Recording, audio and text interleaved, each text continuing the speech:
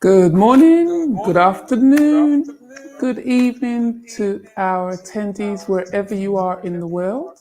I hope you're excited and ready to ignite your businesses for super success. So, we've got a fantastic lineup of speakers. So, there's no excuse for anybody to say they haven't got one thing to take away and implement in their business tomorrow.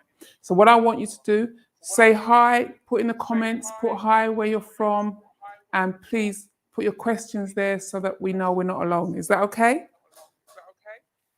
I take it is.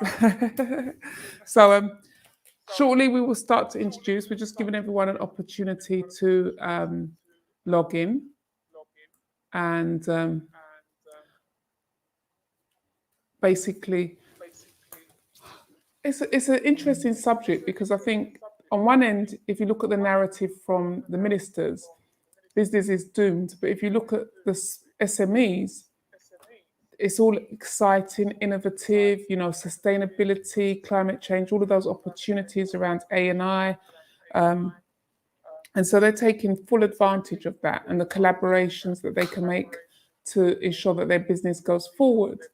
And I don't think so. One of the things we should ask: Do we rely on the government for our business growth, or do we look at ways to take responsibility for our own development?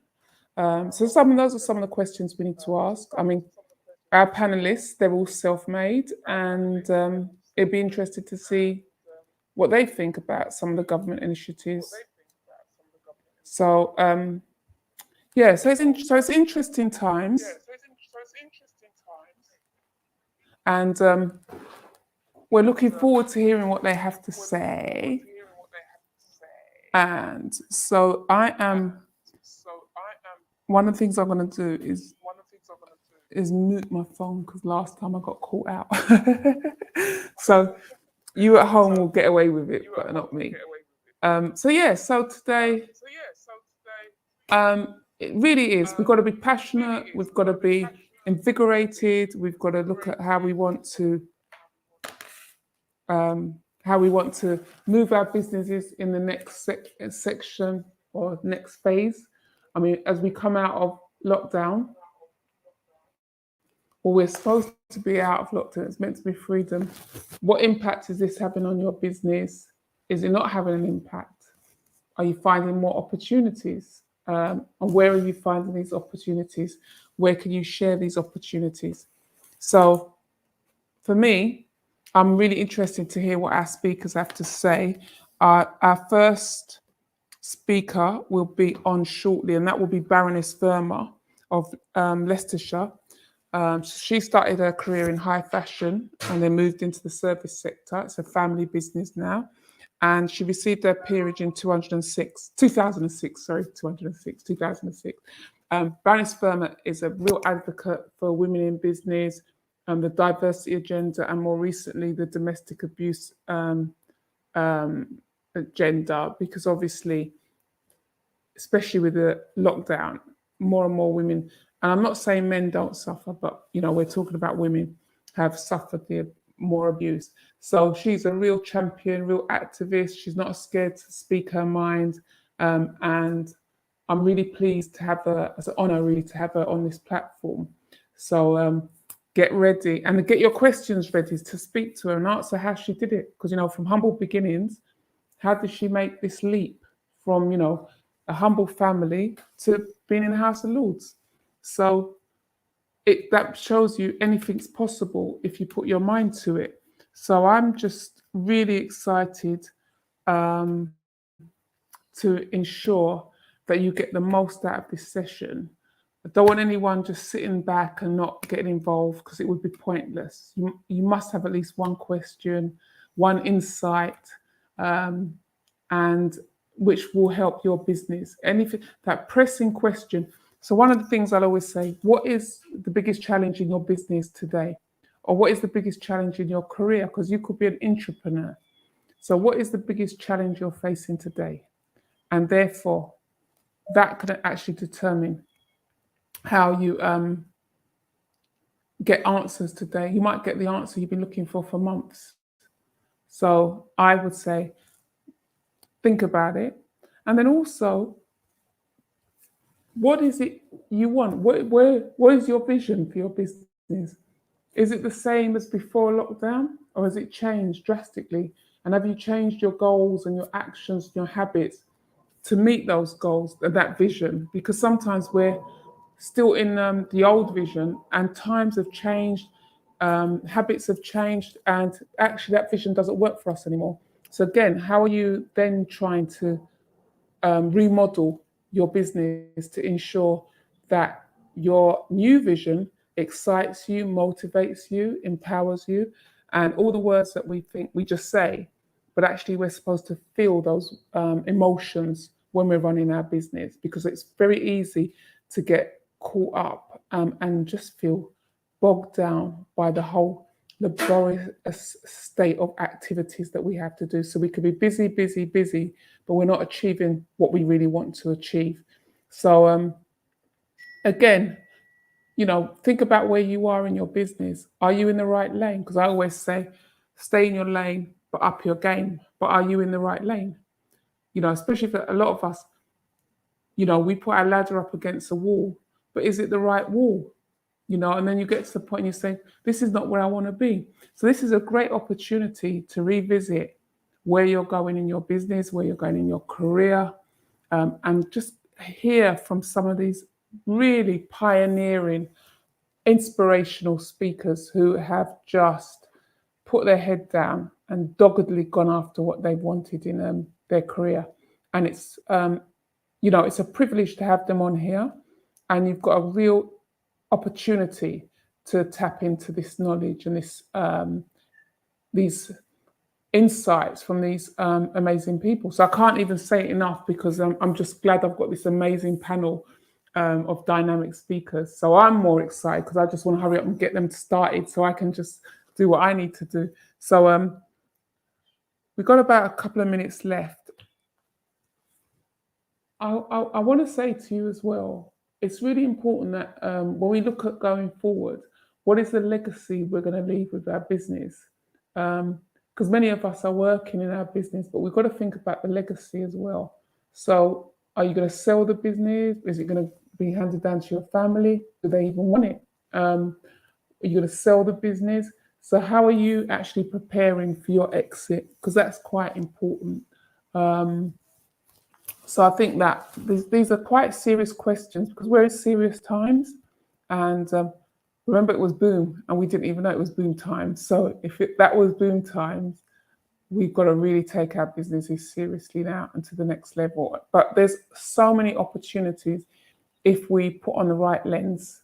And I think that many of us, and I always say this, be careful of the bubble you're in, because you could be in a bubble and it's not, if you're the brightest one in that bubble, you're in the wrong bubble. You need to get in a bubble where you're stretched, people stretch you, and you're definitely meant to be the last one in the bubble, so you can keep climbing up and improving yourself, I keep saying. So this is not one of these sessions where we're going to be all jargon, full of jargon and everything. This is real life, pragmatic, practical insights, solutions, recommendations for you to move your business to the next level, and also empower you as a leader, because oftentimes we forget we're leaders, and also role models. Not that we said to people, I'm a role model, because I think that's kind of, that comes with the territory. And we say when I was setting up my business, I wanted to be a role model. I just wanted to do my business. So what's the impact of becoming a role model in your business? Even if you don't think you are, people are looking to you and seeing what you're doing. So I'm saying now, without further ado, I'm so excited to have and introduce you to Baroness Sandy Verma of Leicestershire to the platform. Sandy! Hi, Sonia, and hi, everybody. Hi. It's brilliant to be here supporting such a phenomenal platform, Sonia, and it's great to see you. It's been ages. And congratulations to the National Black Women's Network. You know, I've seen so many of your brilliant past events and the way you reach out to people, and I'm so pleased to be here today. I know that time is always limited and you want to say lots of things, but I want to start off by actually starting with a somber opening sentence.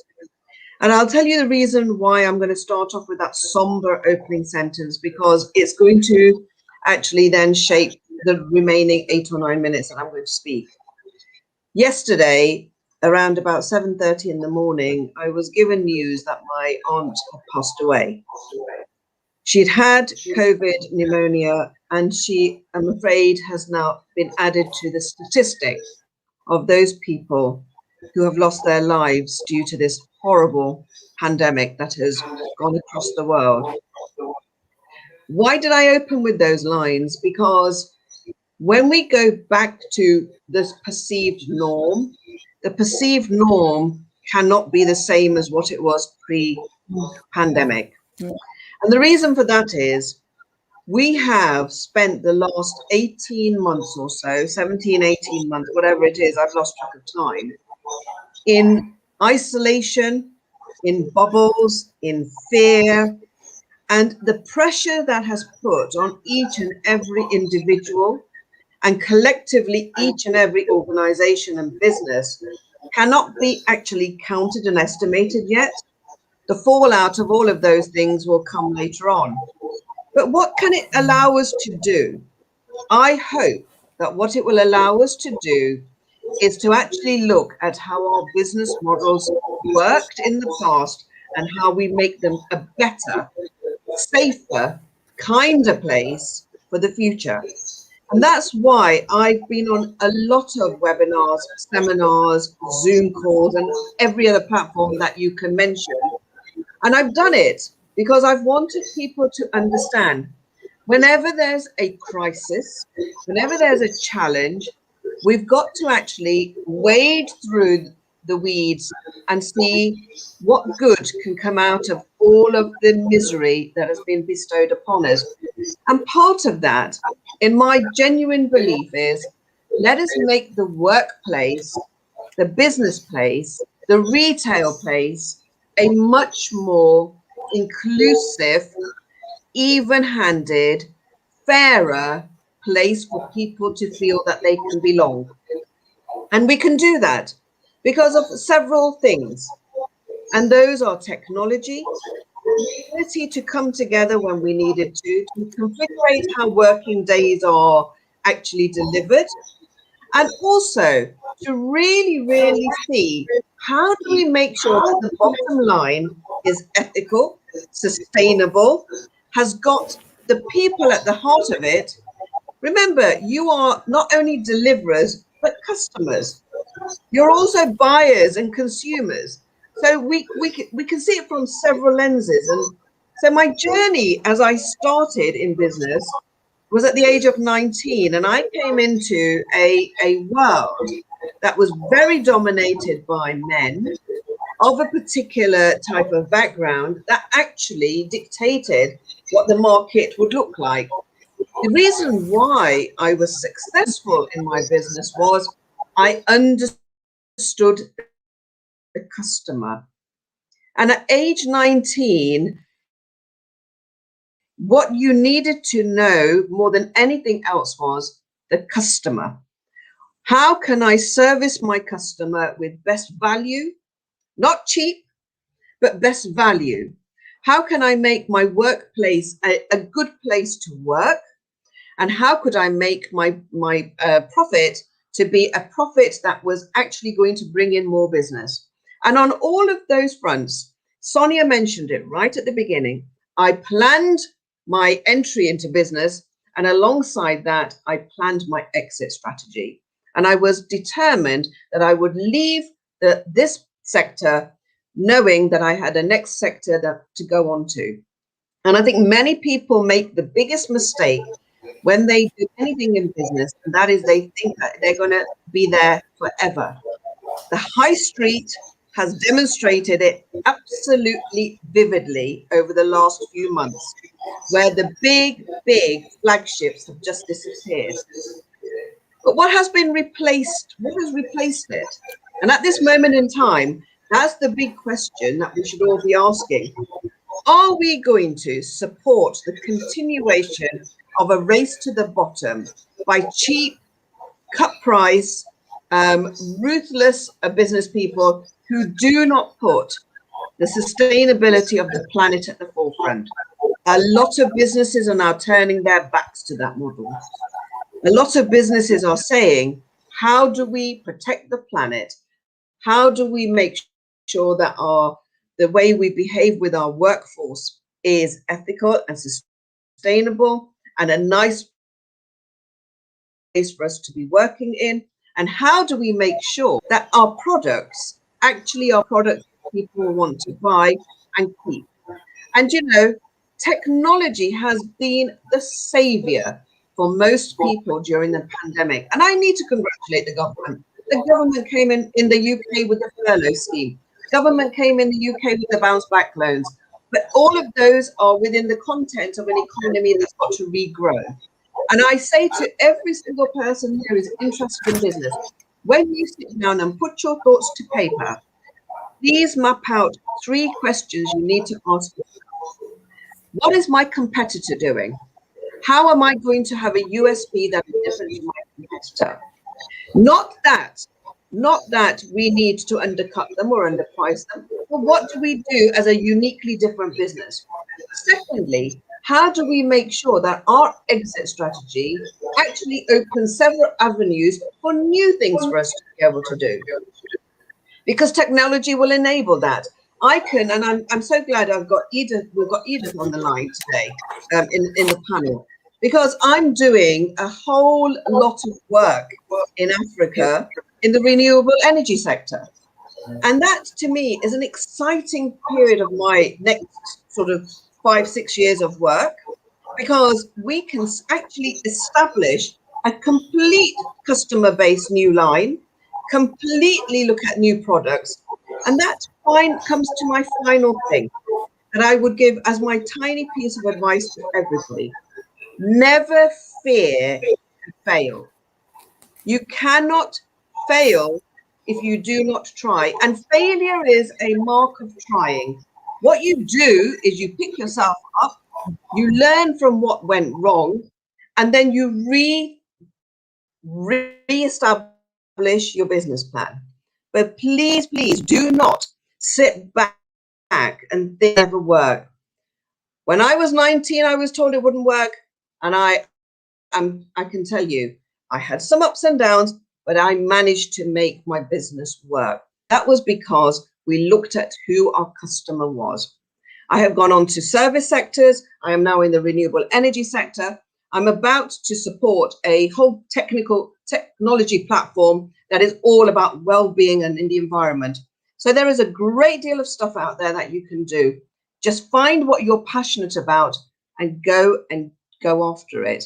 Because trust me, you will find plenty of like-minded people on the way. Never forget, don't be fearful of asking for help. Don't be fearful of having a dream. And remember, commitment and confidence are the only 2 best friends you will always need. Sonia, I think on that note, I've taken up my 800 minutes. I'll hand it over to you. Ever a diplomat, prompt with lots and lots of facts. I've just wanted to go back to one thing is when you talked about the race to the bottom, I think one of the things that COVID has demonstrated, those who have and those who don't, and the impact it's had on the mood of people. Because obviously when you look at the top 1% of companies, and yet they sprout about sustainability, climate change, but yet they're causing the most damage. Hello? Yep. Yeah. Sonia? I think. What can you say? I think, look, at the end of the day, the more entrepreneurs we get, the more people that go into business, and the more we actually challenge those top 1% or anybody that we feel is not actually, the planet is, we've only got one, we've got nowhere else to go. So we need to be able to actually stand up and take responsibility ourselves. That's the key. Let us take responsibility ourselves. And I know, look, all of the people that will be listening to today will be saying, how do I make my business sustainable? Well, you make it by being responsible. And you know, I've never done a business to make just money. You talked about legacy. The thing for me is, what would I like to leave after I've gone from this planet? I would hope that I've helped ignite enough flames in small businesses across the place I know to be able to say, you know what, if she can do it, I can do it. If she made money and we had a comfortable life, why can't we? I think, you know, let's take responsibility for where we are. Brilliant. Thank you so much for that. So next, we are going to bring in Edith Najig, social and serial entrepreneur, regional director for the Alpha Group, Nairobi, and CEO of Ariel for Africa and director of Job Creation Limited. I think it's about 50,000 jobs you've created. Yep, Edith? Sonia, 50,000 to date. Yeah, 50,000. Brilliant. So let's hear from you. Ignite your businesses for growth, for success. Absolutely. Come on then. Absolutely. Well, And first of all, thank you. Passion in it. Thank you for having me, first of all, Sonia. I'm deeply humbled and grateful to be on your platform, first of all. And thankful to everyone that's listening as well, that took time, right, to listen to me. So like Sonia mentioned, my name is Edith Njage. I am a Kenyan born and bred, but I've lived all over the world, including in London, on the south side, zone 4, all the way at the bottom. But yeah, in my time essentially pursuing academia, I spent a lot of time in the United Kingdom and in the United States. And as a result of that, I think it brought me back home. It brought me back to the African continent because I started to identify gaps. And that's what has helped me along my social entrepreneurship journey. So I am a social and serial entrepreneur. Social meaning everything that I do, right, is for the benefit of the future. Right. And for me, the main focus, like Sonia mentioned, is job creation, is helping young people, especially within the African continent, where we have the most number of young people, but the most unemployment, right, within the continent. So job creation is something I'm very passionate about, and it's something that I have pursued relentlessly. And just in my little short journey, right? So I'm quite young. I'm not sure if Sonia knows this. I am 26, turned 26 about a month ago, or so, slightly over a month. But in my few years, I have been very intentional to leave my mark on this earth. And the reason why I say that is because I am committed and intentional and about living life on a mandate. So not just doing things randomly, being very intentional with my pursuit. So in terms of what I do, I am the CEO of Ariel for Africa. I am also co-founder, sorry, I apologize for that. Also the co-founder of Job Creation, where I'm currently just serving as a director. And then I joined the Alpha Group a month ago. And we essentially provide peer-to-peer advisory services for business owners, which is something I was so excited about because, and I'm not sure business owners talk about this enough, but it's a very lonely journey, right? As an entrepreneur, as the leader of an organization, it's a very, very lonely journey. And that's why communities like these are amazing. But then also having a circle of people that are on your same track is super important. And I'm very passionate about that because I was fortunate to have a circle of founders as well that moved at the speed that I moved at, right? So another thing about entrepreneurs, we don't all move at the same speed. We're not all in the same industry, same country, same growth rate, same goal, same mandate, right? So finding your tribe is very important. So I think for me, one of the things that I will say about the pandemic is that I know, right? I understand it has hit women disproportionately to the men, to our men counterparts, which is obvious, right? So now you have women working from home, they have kids. So if she, for example, was running a business, she has to figure out how do I have that work-life balance? Everything is blurred together.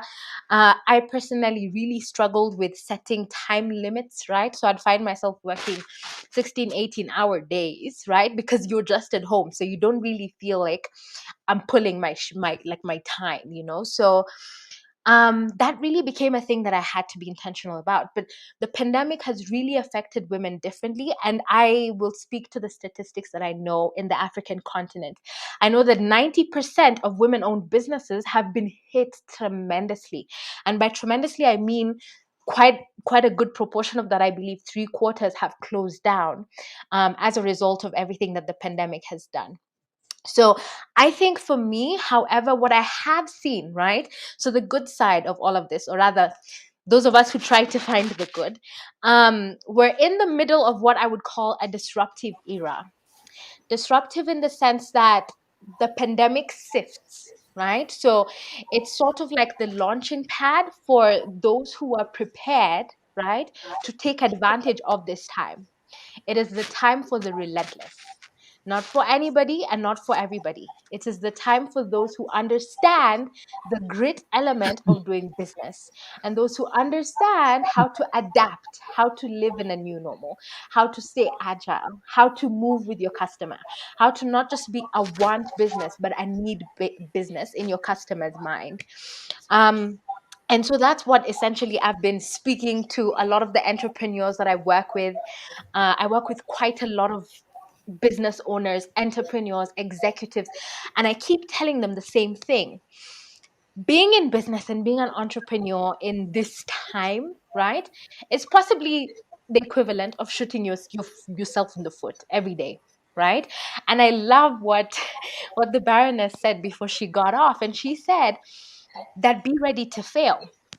So I'm going to mention a few tips that I want to leave with you. Number one, as a business owner, as a woman in business, be ready to fail. Every single day, wake up knowing I will fail today.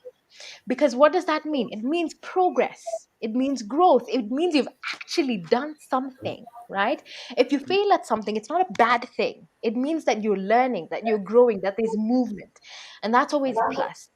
I love how I think it's Tyler Perry who says, fail forward. It's okay to fail, but just allow that failure to propel you forward. Aren't we all glad that Thomas Edison failed 1,000 times? Because otherwise, we'd be sitting in the dark, right? So he allowed himself to fail 1,000 times just so that 1,001 could be the end result that we have today. Number two, the money is not everything, right? You don't always need money, business owners, to do good, right? You don't need money to be successful or to start. A lot of business owners I speak to, it's always about the fundraise, the capital, and for women in business, right, the lack thereof. We only get 2% of venture capital worldwide, right, according to recent statistics. So how do we use that lack and still build unicorns, right? Still build billion-dollar organizations. And I want to encourage you and tell you that it comes down to the third tip, staying relentless. Now, being relentless means no is your fuel, rejection is your fuel. You don't take nothing, okay, as the end of the road. Any wall that you get to, you go through. No conversations, no discussions. And then the final tip I think I'm going to leave you with is mentorship is everything. And I wish I was told this earlier on in my entrepreneurship journey. So, same as Verna, I became an entrepreneur as a teenager. By like 18, 19, I'd already started my first company. And because of that, I didn't understand at the time how important it was to have a mentor, to have a coach, to have a person who, at the end of the day, is not just interested in the growth of the company, is interested in the growth of Edith, right? As a person. Because when you're a business owner, people don't say this, but one will always grow more than the other. The company most likely will grow more than you grow. Okay, this is fact. A lot of entrepreneurs sacrifice their growth to grow the business. They will give anything for the business to grow. They will take all the courses, they will pay for accountants, they will pay for lawyers. But are you investing in yourself as a business owner? So that's one thing that's really important. I would say mentorship. Get yourself a coach, get yourself some sort of circle, group support, especially if they're your peers, right? Peer-to-peer advisory is everything. I wish somebody told me that earlier on. I think by right now, the banks, they'd be looking for me. They'd be like, where's that girl? So I wish somebody actually told me that one. And then I will say at the end of the day, sustainability is everything.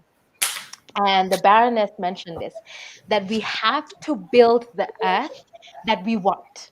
If you identify a problem, right, it's not to wait for the government to fix it. It's not to wait for NGOs to come up with a solution. If you identify waste, if you identify pollution, if you identify hunger, if you identify energy, all of these different issues, especially in the SDG goals, put in a solution, right? You don't see a problem so that you can acknowledge it, you see that you can solve it.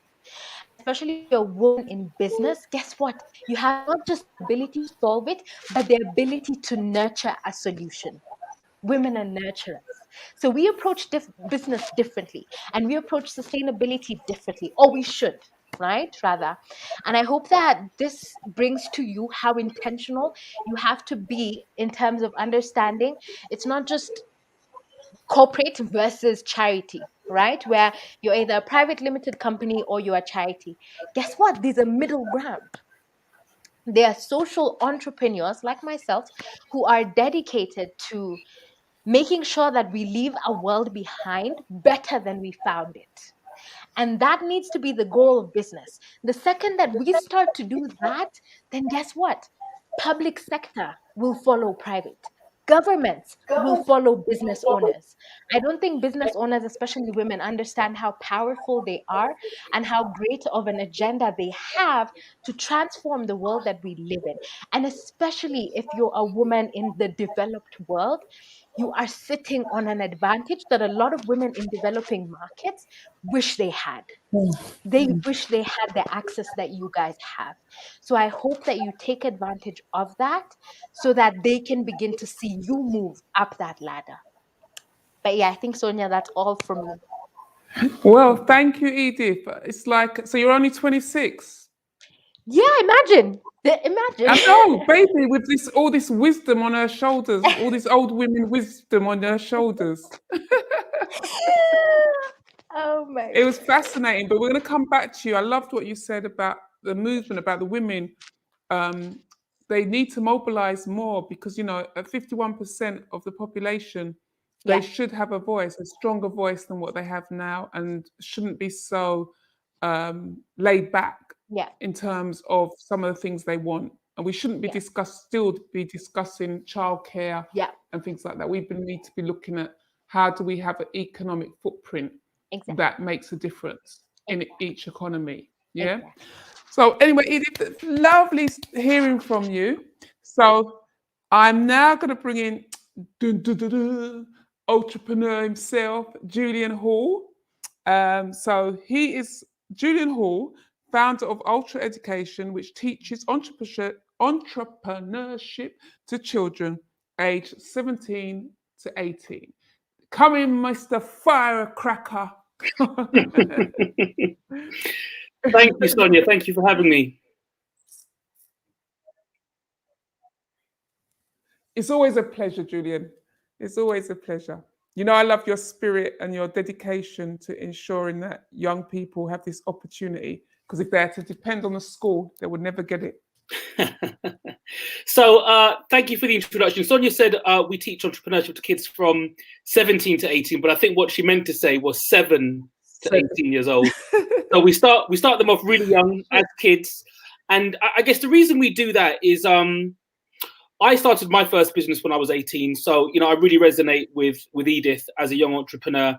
But also, in my adult life, in working with grown-up entrepreneurs, as many of us are in the room, I realized that a lot of the limiting beliefs that we have as entrepreneurs come from experiences that we've had as children, our education. Everybody's got that story of the teacher who said something motivational or not motivational. Everyone, you know, remembers that mentor. Everybody remembers that that early experience, which helps to unpack who they are today. And so I'm a boy of Caribbean heritage in a borough called Brent in Northwest London, and statistically, boys of my demographic specifically have one of the lowest life chances in the UK in terms of attainment and achievement. And I've not been that statistic, and I put that down to entrepreneurship. I put that down to having an accidental early experience of entrepreneurship. Julian, we seem to be losing you. We seem to be losing you. So if you go back to the statistic about black boys of your age, because that is quite an important message. Sure. Am I back now? Can you hear me okay? Are you frozen? Right, here we go. Yeah. Yeah, so I was saying that the statistic of boys of Caribbean heritage in Brent is such that they are amongst the lowest performing in the country. And that's still a statistic which rings true today, and it has been for decades now. And I believe that I've not been that statistic simply because I had an early intervention experience of entrepreneurship when I was 18 years old. And that has increased my life chances, I want to say, at least 10 times. And so understanding and looking at how education prepares young people, I realized that entrepreneurship was missing, and that not just entrepreneurship for the sake of setting up a business, but having an entrepreneurial mindset and an entrepreneurial skill set, which is actually what the world of work requires of young people today. And when we say entrepreneurial mindset or skill set, we mean resilience, we mean communication skills, confidence, self-esteem, being able to work as part of a team, being a problem solver, being able to innovate and think around corners. All of those things are default skills that are required today in the workplace, but you don't get them from traditional careers advice. You get a lot of that by being challenged, or by being passionate about solving a problem, which is what entrepreneurship is all about. And so that became my mission. As Edith said, you know, there is that bit in the middle where you are commercial, but you want to impact the world for the better. And that's what we did, and that's what I did at Ultra Education. And I was compelled to do it because, to be honest, you know, making money is great, but you do realize at some point that making money for your own gratification actually doesn't equate to happiness. So, you know, growing up, the promise is that you work hard in school, get your grades, you know, get a job, make some money, and you'll be happy. It's not actually true. Money doesn't equate to happiness. Purpose, fulfillment, legacy, doing things you're passionate about, all of that is a closer fit to happiness than money. Money solves money problems. It doesn't solve the rest of it. And it certainly doesn't, it certainly isn't fulfilling. It's fleeting, but not fulfilling. And so what then happens is you have some people who just go off into the charitable sector because they want to feel good and do good. And then you have some people who just go off into the commercial sector because they just want to make money and feel secure and look after their families and all the rest of it. But about, 10, 15 years ago, the government came up with this idea of kind of community interest companies, social enterprises. And that's where, I live, in that crossover space. And you've got organizations, funders, early stage venture capitalists like Bethnal Green Ventures, for example, who are tech for good companies. So we have a mobile app which teaches kids using artificial intelligence, entrepreneurship, and we've got users from China to Chingford, and they believe that you can be a force for good and create a lot of positive impact in the world, but you can also do really, really well commercially.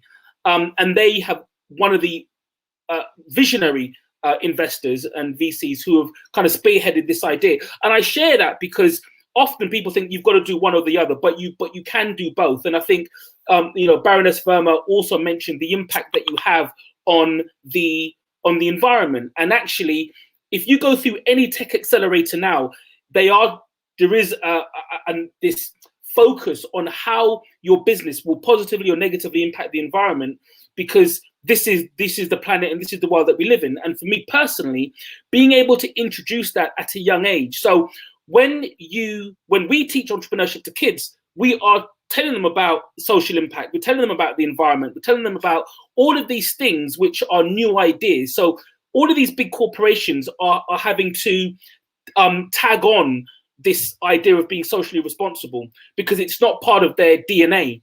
When we teach entrepreneurship to kids, it's part of the fabric. It's part of what we say is entrepreneurship. And so they are growing up thinking and believing that this is how it is, being socially responsible, thinking about people, planet, and profit is actually just a normal part of business. And so it then becomes genuine, which is the point. It then becomes genuine, and they can genuinely make it part of their business models, as opposed to just tagging it on to their business and it being this clunky thing on the side, which doesn't quite work. And so, but at the same time, the balance is looking at the very, very basic parts of business. And again, as Baroness Verma said, understanding your customers. So for us, when the pandemic first hit, that was what we did. We did a deep dive on what our customers wanted. So our customers would be parents, would be teachers, youth workers, social workers, etc. And we asked them, what's keeping you awake at night? What are the biggest things that your kids are being challenged with? And we focused in on that. And we grew over the course of the pandemic. We grew about 4 times in size. And so, in fact, The Voice regarded us in an article as pandemic proof. I'm not sure if that was a thing before, and we're not quite out of the woods yet, but that growth that we experienced was unexpected. And so it came with its own challenges. And so in terms of, this whole idea of igniting your business, if any of you remember the Mission Impossible movies, where which I'm a big fan of, there's always the kind of epilogue or prelogue at the beginning, and then the match is lit, and then you see this kind of burning trail which leads to this massive explosion before the film starts. Now, if that doesn't have a defined path to follow, then it will just expire and you'll never get that massive explosion, that massive outcome at the end. And for me, that is the system and the process that flame, that thing that's been ignited is now following. Because you can ignite something within a business, but and that's generally what entrepreneurs are good at doing. You using that passion, using that fire to ignite an idea, to ignite a team, to ignite a product or service into the market. But if you don't have the systems and processes in place, the right strategies and tactics to follow those, that flame that's been ignited won't be able to follow a path through to an outcome. So I think that it's important to understand what stage of business you're currently at. And, given that we've been teaching entrepreneurship for a long time, we've had to do a deep dive on the terms, entrepreneurship. So for us, an entrepreneur is someone that is different to a business person, right? An entrepreneur isn't, a business person might buy a bottle of water for 50p and sell it for £1. Whereas an entrepreneur would take that bottle of water and put some vitamins in it and sell it for £3. They're trying to innovate. They're trying to do something slightly different. Are you a solopreneur? Are you working on your own? Are you a leader? Are you a founder who actually needs a CEO? Are you a tech entrepreneur? Where do you sit in that whole ecosystem of business? Which one are you? It's important to identify those, because where you go with it is very different. I spoke to an exited tech entrepreneur recently, and to Baroness Verma's point, he said when he started his tech company, he started it with the sole intention of exiting. He started it with the intention of selling the business. And he said there's a very big difference between starting a business to sell it and starting a business for it to just be a going concern.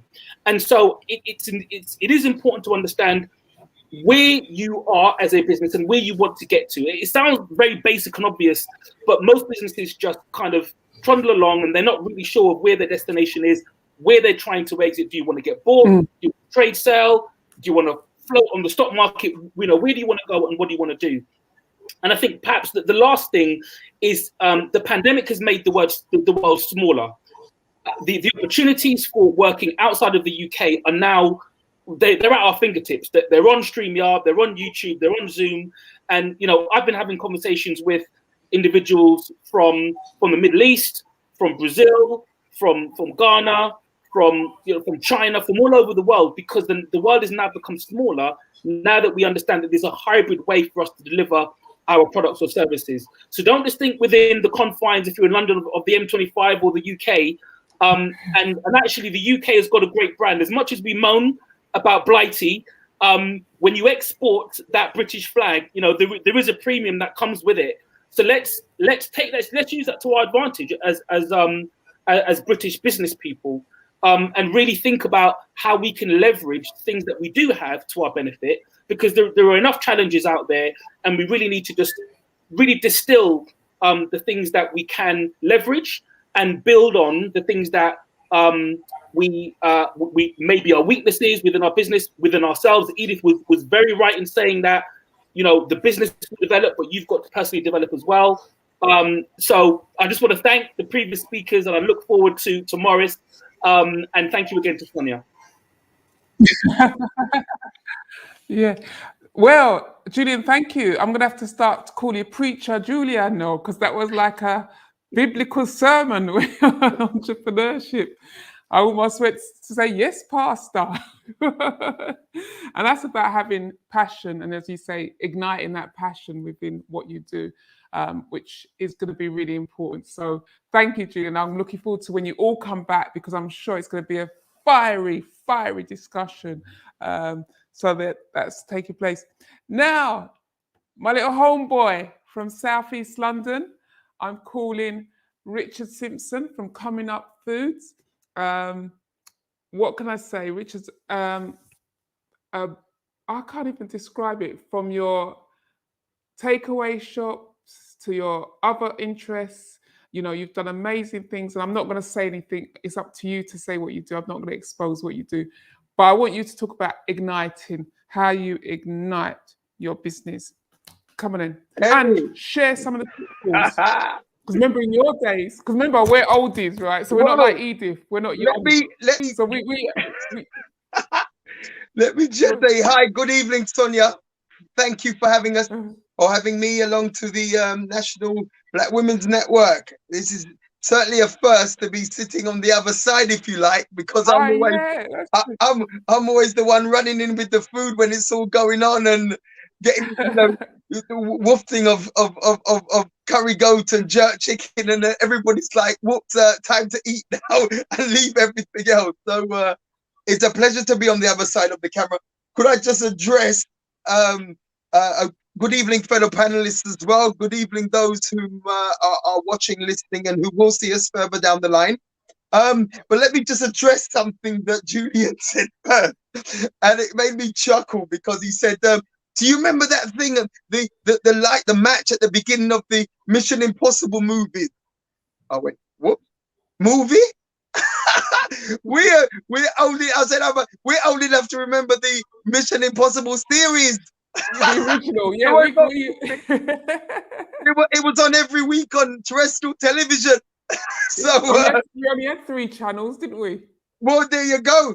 Yeah. So I'm not sure about the movie, but we saw it every week. We saw the match being lit. It was all the same. So as Sonia says, I'm a South East London homie, and as Julian demonstrated, I'm perhaps the grey barley is is beginning to give my youth away. But yeah, well, thanks again. It's coming up is what I own, and I'll just literally big up my chest here when I go like this, so that the camera can see. I'll literally big up my chest. So where's the mussels? I thought, where's the mussels? Well, You should no, be no, no, looking no. out There's a through the one pack below plastic. that. I just wanted to show the chest. That's all.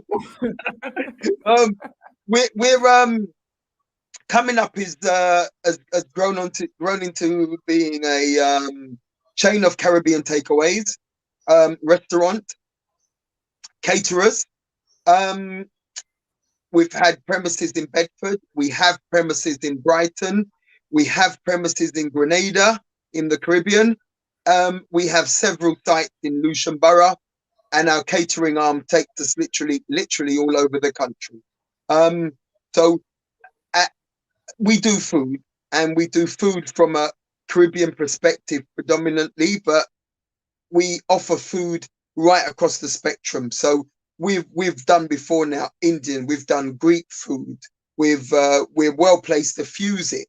And going on from there, as Edith was saying about personal development, I'm now finding myself more so on the other side of the camera, delivering teaching sessions on food and trying to expand the health aspect of what we do and looking into trying to resolve the issues of diabetes and all the other concerns that are prevalent in our Caribbean community, African Caribbean community. And I must also say, I view myself as a Pan-Africanist. And I'll say again, and I've heard other great people say this. No, not other great people. Sorry, great people say this. I'm not one of them yet. When there is a strong Africa, there will be a strong black race.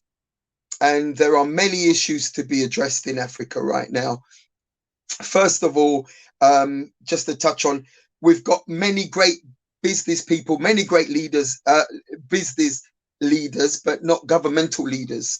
Those people are in government at the moment, with all the due respect. I could name one or two whom are not, but by and large, since the real power people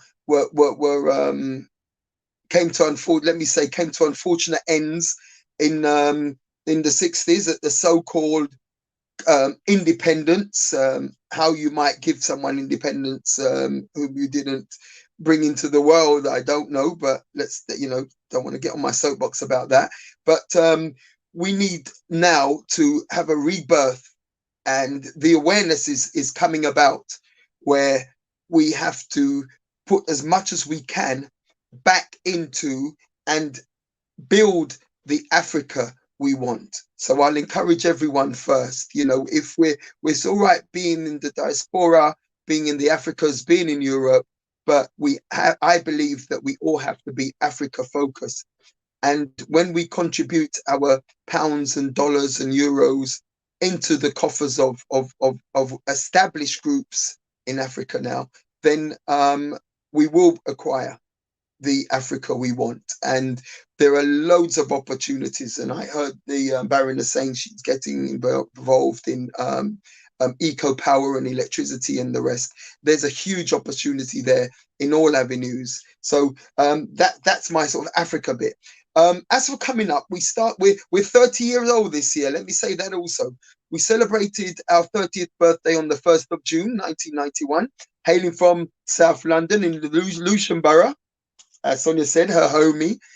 So we're very, I'm very much, as we say, a Lewishamite. Born in Lewisham Hospital, raised in the borough of Lewisham. My businesses are in Lewisham. My wife equally was born and raised in Lewisham. Our children are born and raised in Lewisham. Coming up's been established in Lewisham. And 30 years later, we're still here doing it, and the fire is still ignited. So that's where we are at the moment. Now, I'm a mechanical engineer. All right, in my training, pipe work, control systems, automated food plants. I was responsible for Dungeness A and B power stations for my company, Sizewell nuclear power station, Isle of Grain gas-fired power station,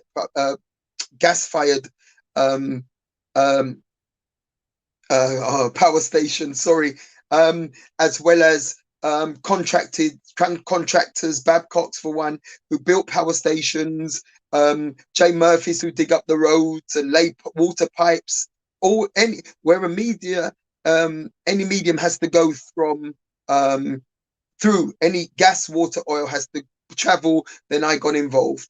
Claim to fame, I did the cooling system on the Channel Tunnel borer when that was being built. The entire cooling system. I did the takeoff for that for my company, and also the fountain and controls at Founders Court and Canary Wharf when that was being developed as well. So there was a couple of areas I was personally involved in for my company. But I've always said that one can have a reasonable life working for somebody else, but it's also been mentioned about fulfillment. And I'm one who believes that we have to be able to influence the game. And if you trade your time for money, then somebody else, calls the tune. And that's no good. That wouldn't stimulate me at all, because I've a little more to say. So I've always felt that, there are people who earn a lot more than I do working for somebody else, but they haven't a voice. And I think it's very important to be able to speak your truth and have this voice, and therefore have more of an influence, because other contributors tonight, Julian, Edith, Baroness Velma, have all spoken about social entrepreneurship, the social space, and that's where I found myself. Obviously, business started as a means to feed my family, as a means to, as every young man, buy a house, be independent. Those what started it. But my journey went right back to we were 11 years old, and Sonia would remember this, Catford Dog Track, where we were fortunate. We lived just literally across the road from the stadium, and we used to look after cars. When the dogs were on, we would be out there, and it was well organized with all the local children. Everyone had their pitch, much like the ice cream vans. You knew that this was your street. You go from there to there, that corner, and then someone else would have there, and somebody else would have the others. So it was very well organized in that way. And we would be looking after cars, making sure that they weren't damaged or anything. And then during the bank holidays, we'd not only be looking after cars whilst the punters went into the dog track, but we'd be washing cars, because we live, as I said, just across the road. So we would be washing cars. And that's how my brother and I made our money. And this is from 11, as I say, 10 years old, 11 years old, we were looking after cars. And that developed into penny for the guy, right? So, the likes of our young Julian there mightn't even be aware what this is. But penny for the guy, going back to the history of the Westminster and Guy Fawkes, who plotted to blow up the Houses of Parliament, but he was foiled. So not spoken so much of these days. They just call it bonfire night. But it came about from Guy Fawkes, which was Guy Fawkes would have set the Westminster on fire. So they kind of reversed that, in that Guy Fawkes and penny for the guy would be you'd make up a scarecrow looking thing, right? So you would get your old trousers, or, well, you were more interested in the money, so hopefully it was an old pair of trousers, and an old shirt, an old top, maybe your dad's old one or whatever else, depends again how desperate you were, as if what you would use. And then you'd grab one of your mum's tights and hope that it would be an old one. But again, you were only interested in making money, so you grab all these things, you stitch them together. So there you go. We were getting all involved in sewing lessons as well. Well, I did. I sewed mine myself. So you'd make up this image, this scarecrow-looking thing with trousers, and you put your sew-on socks and a head, and stuff it with anything you can lay your hands on. But it would be best if you use fabric, because this thing obviously got wet from time to time, and the paper would just shrivel up. So you stuff it with clothes, and then we'd again place it outside the local supermarket during the week, but definitely on the dog's night. Sit it outside, this is the entrepreneurial spirit. And we would sit it outside the entrance, and we would ask penny for the guy.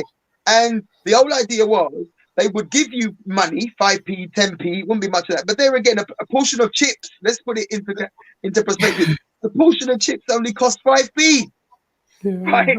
So, you know, so if you got 5p, you're all right. So it was just 5p, 2p, and the rest, yeah? So we would collect that. At the end of the night, we'd go to our local chip shop and we'd buy crackling and chips. Because I was going to say, did it include the crackling? Well, you know, but this is it, you see, because you couldn't afford the fish. So, you know, you just have the crackling and have the little taste, you know. So, so we'd have our portion of chips. But then the chip shop would change up all our coppers and our whatevers, then we'd then get pound note, you know. Then there was a pound note, not a coin. So, hey, so that was it. And then as Christmas would come around, we'd be doing choir singing. So three of us would roll up, my brother and then a chap called Stephen Haskell, I remember, the three of us. So you press the button. This is, you know, this was all pre-trick and treating, because this American trick or treat thing, you know, worshipping the dead, we're not into that. But Richard, let me interject. Yeah. So you did carol singing to raise money, yeah? For the Bank of Richard Simpson, right? Well, that's it. So tell me what song, in fact, can you remember what song you sang? Well, it was always, it might have been Good King Winterslash. Go on then. Sing me the first two lines. I can't even remember a line of that. And there was I remember the title. And what was the other one? We would always sing in school. Oh, while shepherds watch their flock at night. I remember that one. There you go. So those were a couple of them. And so, you know, and if we were fortunate, we'd start singing, they'd give us a few coins and get us on our way. But there was some we thought were evil. Then, you know, we'd have to do a 10-minute recital. You know?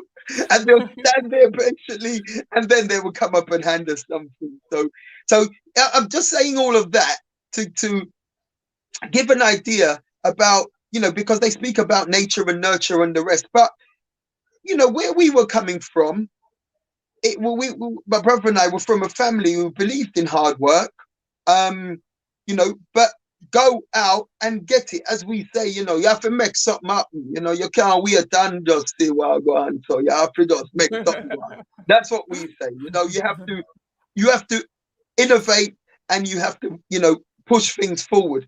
So so that was the background. So as we were getting older, we were actually into, my brother and I, again, we had people, and I'm calling out something else now, from Petticoat Lane. We had the Petticoat Lane market, and there were lots of what they would now call sweatshops, perhaps, but there were loads of seamsters and people who made up garments. So we would commission the making of garments, fabric garments because all the leather shops, you would get all the scrap leather, so you could cut them up and trim the garments, the jackets they were, with leather trimmings. And then was you competing with my father? Well, no, I was going to go on and say that actually, because for your father was the Don. Oh, and I remember 501 New Cross Road, and then before that on Deptford High Street.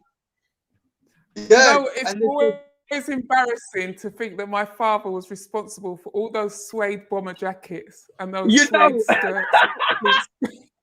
That's right, and I've got to give and you know, Sonia, you're gonna have to remind me of Dad's name, because give me Dad's name. Lenny Brown. Lenny, that's it. Lenny.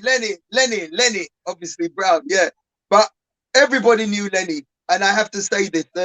You know, Sonia hasn't said it, but Lenny from Deptford High Street and from New Cross Road was entrepreneur before all of us. We were children when Sonia's father was cutting a path for all of us. Let me say that without you know, Sonia has got entrepreneurial spirit in her blood before we even knew what a pound looked like. I'll say that much. So yeah, Father Lenny Leathers from Deptford High Street, and then on 501 New Cross Road. I remember it well. So yeah, but then so later in life, this is what we were making up garms as well, and but just trimming them with bits of leather. And you know, I remember making up the leather jacket with the cartoon characters. We were buying bedspread, but children's bedspread, and then lining the jackets out with cartoon characters. I mean, we were pre our times. And then selling them on the Petticoat Lane. I'm going to cut you, Richard, because we're running out Yeah. of time, because I want to get Oh, Morris sorry. in. But one of the things I always say about South Londoners, do you feel that we had it was more entrepreneurial than other areas? Because, you know, I think that, because when I look back, everybody had a hustle. Yes. It might not have been formal. It might not have been formal, but everyone had a hustle. Yeah, yeah, definitely. I mean, like, I was exposed to East London a little as well. But I think that was more the way for all of us. And certainly in South London, everyone, like you said, had a hustle, whether it was, you know, let's say you weren't breaking laws, but you might have been bending them a lot. But yeah, everybody. And so there you go. The entrepreneurial spirit is there, you know. And I mean, look at Marley. Marley was trading and using beads as currency hundreds and hundreds and hundreds of years ago. So I, you know, come against all of those who say, oh, black people can't run business and black people this and black people. Absolute nonsense. You know, Marley was the cross route to east-west trade across the Africas alone. You know, so it's really, it's deeply ingrained in us. And we just have to look at the archive. But as a point of reference, they take us and look at the period of slavery, which in my brethren, Paul Abina, who delivers lessons in this. And he gave me his timeline, and his timeline stretched for about 20 feet. And the section on slavery was about, I'll say 20 feet, about 6 meters. And the section on slavery, just to put this in context, was about 6 centimeters. 6 centimeters in 6 meters. That was the 200 years. And that's all that represented in our timeline. And so we don't need to get tied up in that, because we're more to our greatness than that. Yes, absolutely. Yeah. Right, I'm going to stop you because I know you're passionate. So I'm going to stop you because I've got to bring Morris in. And I haven't even spoken about coming up yet. I know you love it. Well, we're gonna have to give you. Listen, you was on a roll. I couldn't stop you. I couldn't stop you. I appreciate it. We've got your details in there so people can get to you. Okay. All right. It's time to bring in Morris, the Connector Lovian. Morris. So Morris, I met playing tennis, believe it or not, and we've become great friends because of that. And it's great to see his growth now that he's found his passion and his purpose.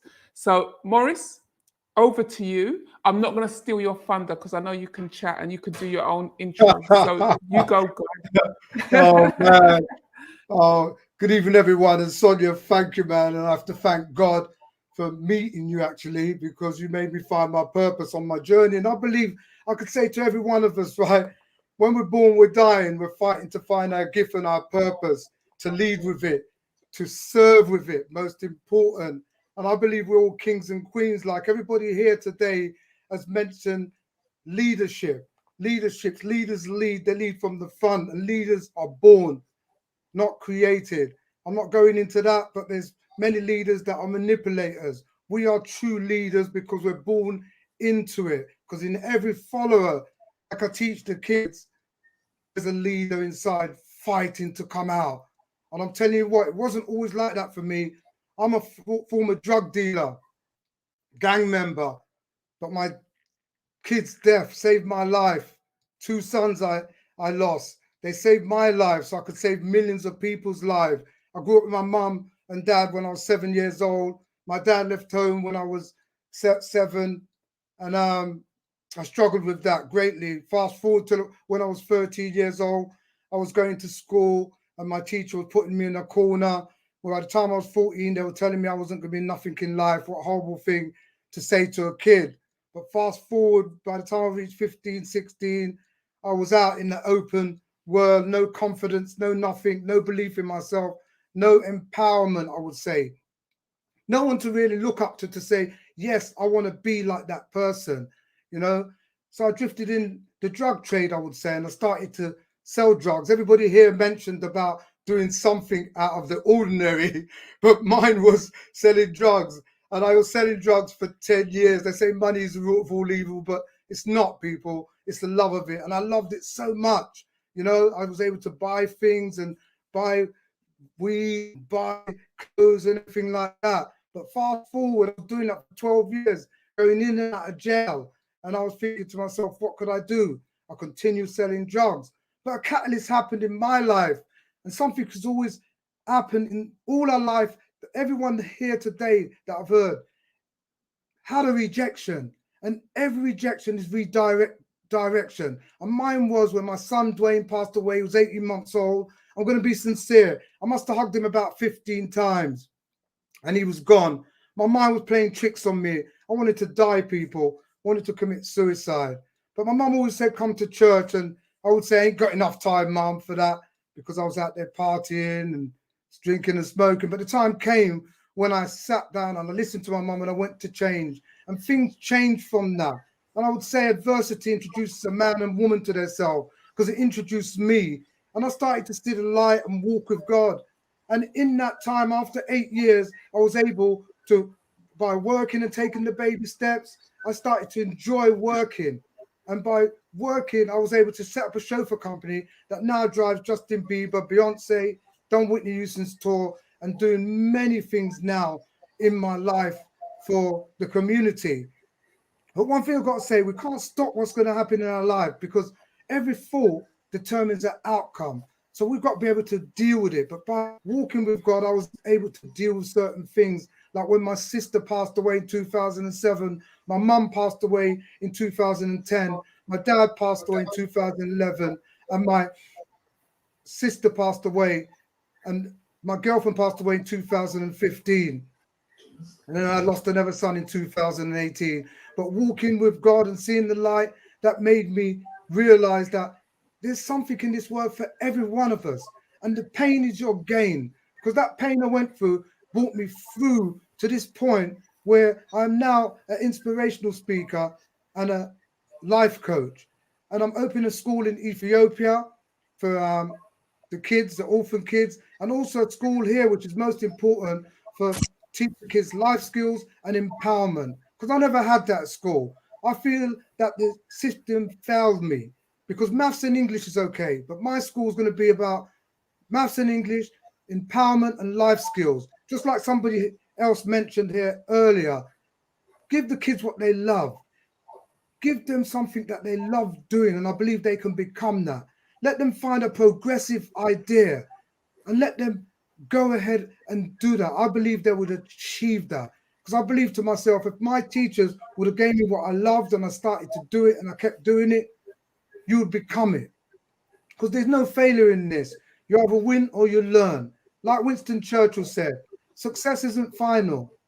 Failure isn't fatal. It's the courage we show to come back over and over again. Nelson Mandela said, we either win or we learn. And through my journey, I must say to every one of you, I've learned a lot, because that pain I went to is like pain when I go to the gym to build muscle. Experience in life is building muscle. Building muscle. Because believing is seeing. It's not seeing is believing. So you have to believe in everything you do, and you can get there. I would say to everyone, entrepreneurs or whatever, if you don't believe in it, forget it. But if you love it and you're enjoying it, it can become your gift and become your purpose to serve with, because we've all got something different in life that we can serve with, because God has given us a gift. We have to find it. And to find it, you have to fall down, get back up. Like Les Brown says, if you land on your back, make sure you're looking up, because you could get up. And I believe that this world that we live in is fighting for what you want, because it's not easy. What's easy becomes hard.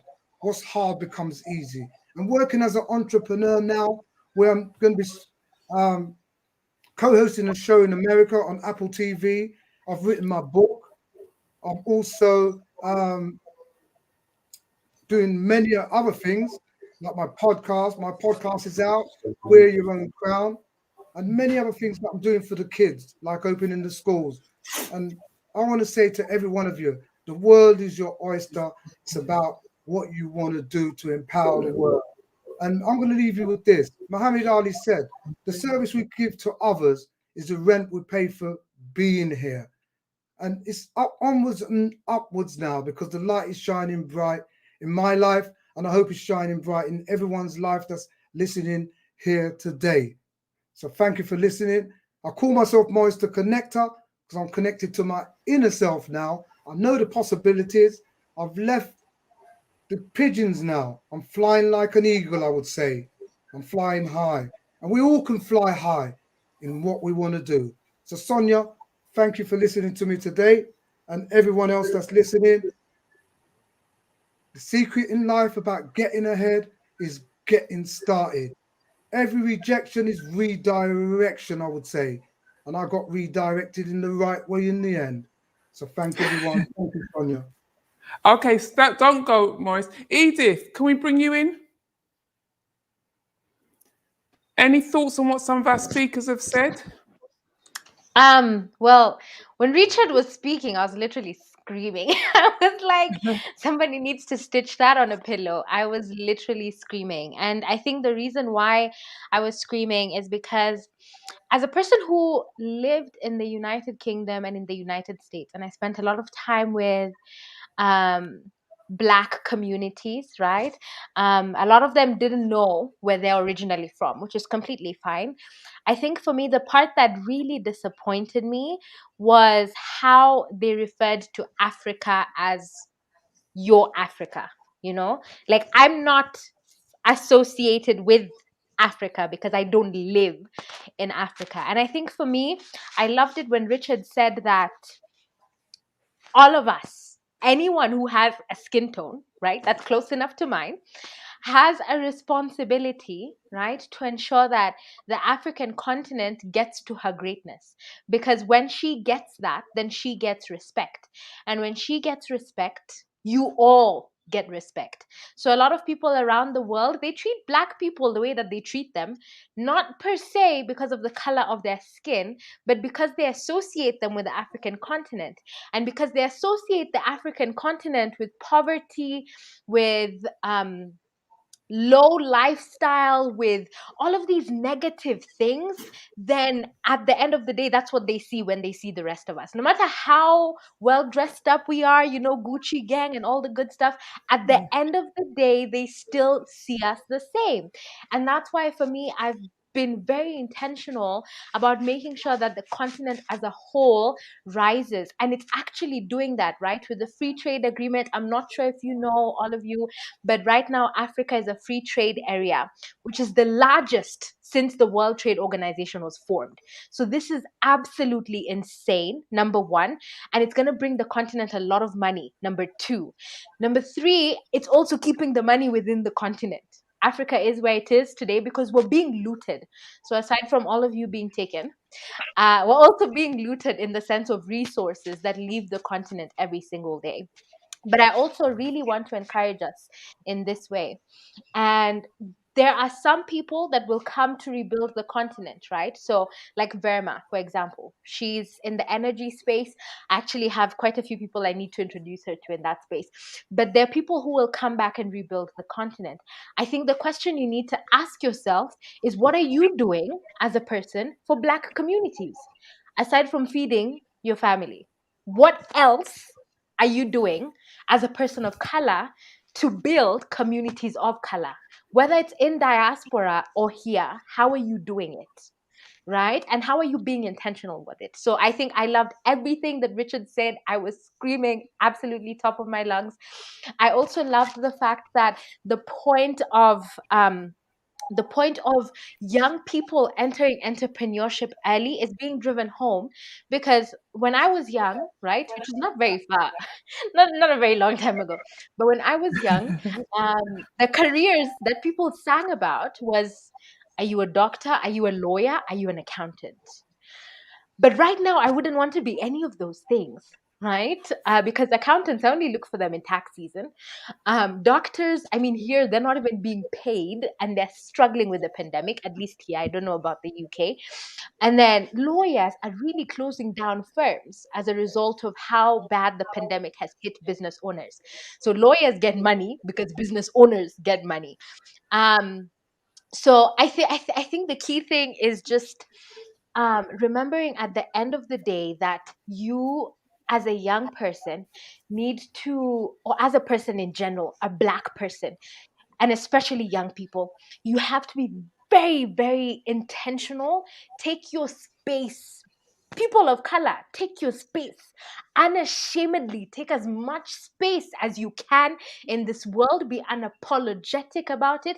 I loved when I was listening to Maurice, and he's just going on, right, about how amazing he is. I was like, yes, brother, get it for all of us. Because we need Black people who are unapologetic, not whispering about how well they're doing, but shouting it on rooftops, right? And I love the fact that we also have kids being brought into this space early. I wish that was done for me, right? At a very young age, understanding what entrepreneurship was. I was a founder. I didn't even know at 18 that I was a founder. I was just like, I'm making extra money. I'm doing my thing. I'm helping people. Okay. But I wish I understood it the way that now people here on this panel are actually working to help kids understand it. So I think what I would say is this. Oh yeah, my Instagram is Edith Njagi, not Dear Diaspora. I think that was a podcast I joined. But yeah, I think what I would say is this. We have to be We very haven't got much intentional. time. Yeah, we have to be very intentional and we have to be very relentless. But yeah, correction on the Instagram bit. They're working on it now. Julian, you're back in with us. I know we keep talking about the importance of entrepreneurship, teaching entrepreneurship at a young age. And Richard, I'll bring you into this. Yeah. What do you think? How do you think, when we were growing up, because they love to say we're oldies, right? So, and that little cheek, and the cheeky Julian, I'll never forget this when he called me an elder. When did I become an elder? So I'll never forget that. Look at this glamour. What's elder about this? So anyway, what Julian's doing for young people, can you imagine if we had that instruction when we were growing up? Absolutely. I mean, if it was, I mean, it would perhaps, well, I don't know, when we were growing up, I mean, you, as I said, had that influence firsthand anyway. Dad saw to it. We didn't have it, but we had stability. Going back to what Maurice was saying, we had stability. Mum and dad was always there. That, I was born into a home that my father owned. So I think if we can offer anyone anything, any youth anything, fathers, get in the homes, sort your stuff out. And I will say this to my brother Maurice, I'm a born again Christian too. I'm a believer. Well, I'd rather say I'm a believer more than Christian, but hey. And we as Black people, Black fathers, when the difference with our parents, I would say, Sonia, is that not to say that there wasn't difficulty, but when you haven't got it economically and you're both relying on each other and you've got to sort it out because both incomes are important to the family to pay mortgages and the rest, and it's all circumstance, isn't it? Because if our parents were able to get council houses, then perhaps they wouldn't have owned their house because it would have been an easier option. They just pay rent and plod along that way. But circumstance was such that when you have so many living in, partners living in rooms in shared occupants, and then how many women want to cook at the same time for their husbands, and so on and so forth. It was just circumstance, and that was the circumstance that presented itself to my parents. They were fortunate enough. You've got to remember, Richard, the good old partner. Well, that too, because there was a holy partner, John. A holy partner want to get teeth too. Oh, you mean? A good thing. Julian, do you know what the partner is? Julian, do you know what the partner is? Yeah, simple partnership. But hey, you know what? the more astute among us again, they would set the partner, because by managing the funds, they would get a hand. So if there were 10 people in it, you, the 11th hand, everybody would have to contribute and give it to you. So you would get a hand without even putting in a penny. But the responsibility was yours to collect the money and to distribute it. And there are so many stories about people thieving people partner money. I know. There are so many stories. But again, if it, you know, and I can liken that to what they now have as crown savers in Lewisham. That's what they call their one, which is now extended to everybody in Lewisham, which was originally a saving scheme for the council employees. So, and then they give, you know, easy loans, soft loans and the rest relative to the amount you're saving. But if it wasn't for the partner, again, you'd have some big partners, 20 and 30 people. So when your draw came around, and sometimes you will hope one person might have 2 hands, might have 3 hands. So, yeah, I know. You know, and they were part of different partners. And part of different partners as well. Yeah. They needed it to buy their house. They needed it to then set up their business. Yes. And so therefore they weren't squanderers. And it was, and they could have even been buying tickets to go back home and fill barrels for their people as well. Yeah, but the government wants to tax it now, Sonia. Sonia, the government I was talking about, they wanted to tax it now. Partners, remember? What's that? You never hear that? Yeah. Yeah, foolishness. Tax it. Yeah, but that is just Caesar wanting to get his piece of the action. You know, at the end of it, who was the biggest, you know, this country was selling opium and heroin and the rest to the Chinese hundreds of years ago. You know, I just, the hypocrisy of it all is amazing. Yeah, you know, our sister Edith spoke about, and the billions are being siphoned from Africa daily, and then they give a little bit back to refugees and the rest and say they're doing something good. And, you know, and I think Edith would know Madam Ambassador, who now chairs up the ADDI, you know, the African Diaspora Development Initiative. Yeah, we know that. I'm already a member, and I'd encourage you all to look up the ADDI. So, you know, Sister Edith, you know where I'm coming from. So this is vitally important. You know, we can because we must. And that's about as far as it goes. Right. We can because we must. In Julian, you see when the elders start talking. Oh boy. Come on, Mr. Millennial. Oh boy, Millennial. You know what? There's a song that I grew up to, and it goes, "Every man do his thing a little way, different." Dennis Brown, Dennis Emmanuel Brown, step up and say. All right, and I guess the reason I say that is because there's so many different ways to approach business. There's so many different ways to approach entrepreneurship, and you know and even just economic development, Black empowerment. And I think that they say insanity is doing the same thing over and over again and expecting a different result, right? And for me, it's about looking at it objectively and thinking, all right, we're in 2021, this is the state of the world. Against the echo chamber that I'm in, what actually is the most effective way, right? And almost look at it scientifically, right? And so, and I'll give you an example. That partner system was turned into a big time tech startup in the last 5 or 6 years, right? And so it wasn't. So it's almost like they took that idea, that model, and they wrapped some technology around it and used it to scale. Yeah. So it's like, what is it that has always worked? Principally has always worked, but how can we use what we have at our disposal today to amplify it, to make it more accessible, to widen the audience? And, you know, it's almost like, you know, let's find some hybrid models. Let's find new ways to solve new problems. You can't take traditional, I don't want to say old, because old makes it sound bad. And principally, there are some amazing foundations in that. But if it's not working, it's not working. So I can't help, and this is only because I talk to young people, I'm sure a lot of us do on a daily basis. There's so much stuff that they just don't have access to, or that they're not ready to hear. And so I'm sure a lot of us will understand 1 minute. meeting people at their level. So meeting people at the stage that they're at. Yeah.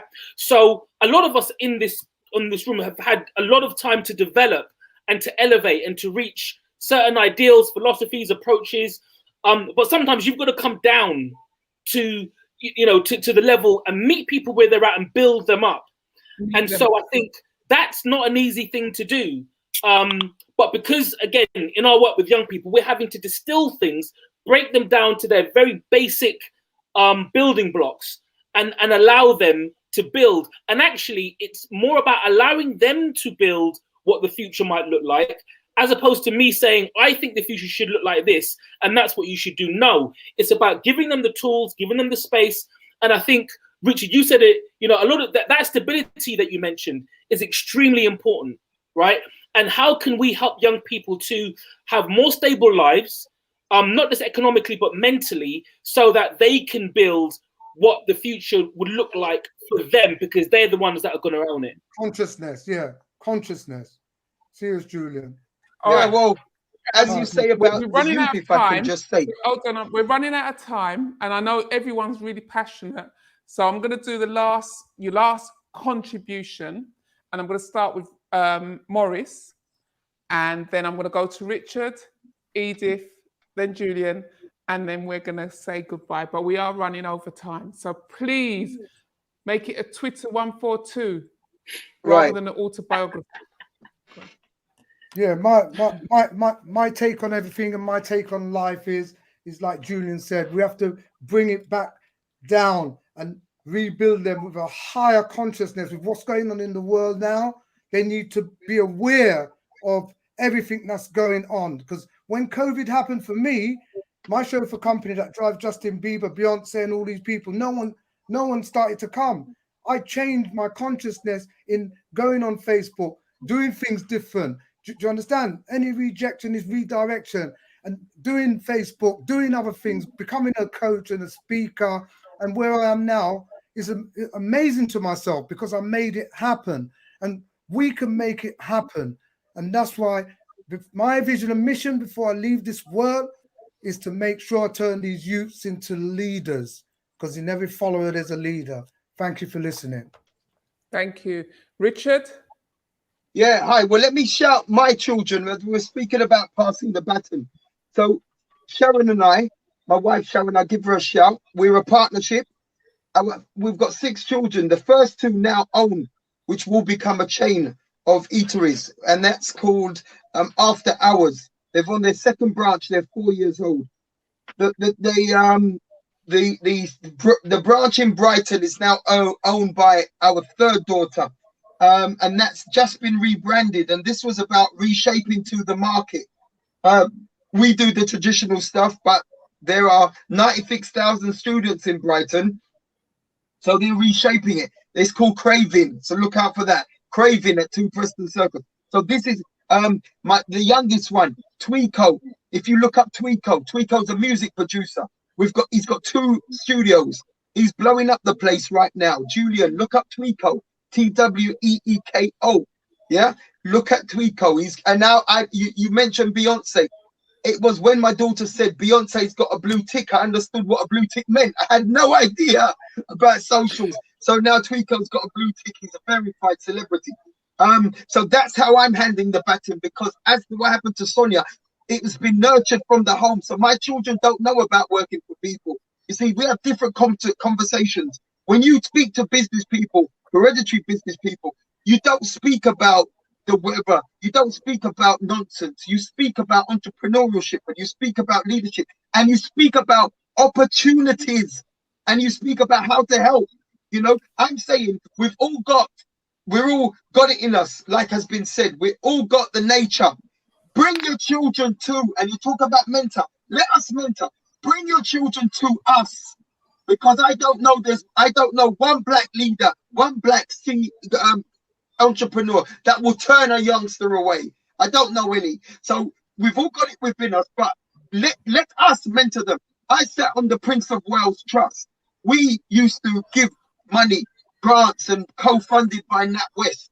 Yeah, we used to. So I sat on the panel of the Prince's Trust where we would give money to startups, and they had to get a manager and they had to present to us. Okay, so all the word out there is send them to us and let us nurture them. But they've got to be. You won't get rich overnight. They've got to be able to sit down and listen, and that is it. And all of the road man, them go find somebody and put your money together and buy houses and stop killing one another. Thank you. Okay, thank you for that impassioned ignite. Yes. Okay, Edith. I think Final I'll say comments? this. I'll say this. Well, I'll ask a question and then I'll answer it. Okay. Who is the richest man who has ever lived? Mensa Musa. There we Yes. The go. richest man in There Babylon. Yeah, the richest we man in go. Bob Babylon. Marley. That's my hero. It's not Richard Branson. That's It's right. not any of these young, cool kids that you guys are saying here. Guess That's what? right. It's a black man. It's an African man. That is Africa money. So you know what? Don't let anyone tell you or limit you as a black person. You come from the wealthiest, richest culture. And don't let anybody tell you anything else. Refuse anything less. We are Mansa Musa greatness. Not even Richard Branson. Mansa Musa greatness. For real. Thank you very much. So, Maurice, did you do final? Is anyone? Yes, so everyone did it. What can I say? I've just been asked there needs to be a part 2, so we'll see if we can arrange that. Thank you, everybody who's tuned in and has stayed the extra couple of minutes.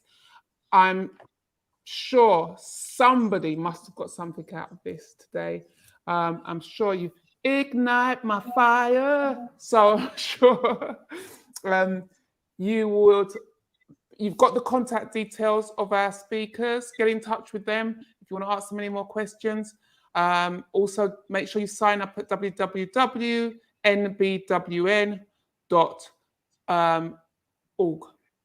And when if you want to know about the richest man in the world, just type it in Google and it'll come up. I think the book's even free, isn't it? It's on a PDF. And he gives you the principles of how to spend money and save money and tithe. So it's a very, very good book.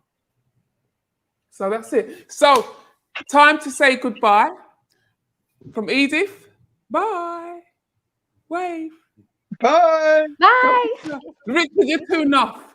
Julian. But everyone, thank you so much for your positive, invigorating contribution to today. And I look forward to speaking to you soon. Thank you very much. So from me, Sonia Brown, National Black Women's Network, we're here to inform, connect, and empower. See you soon. Bye.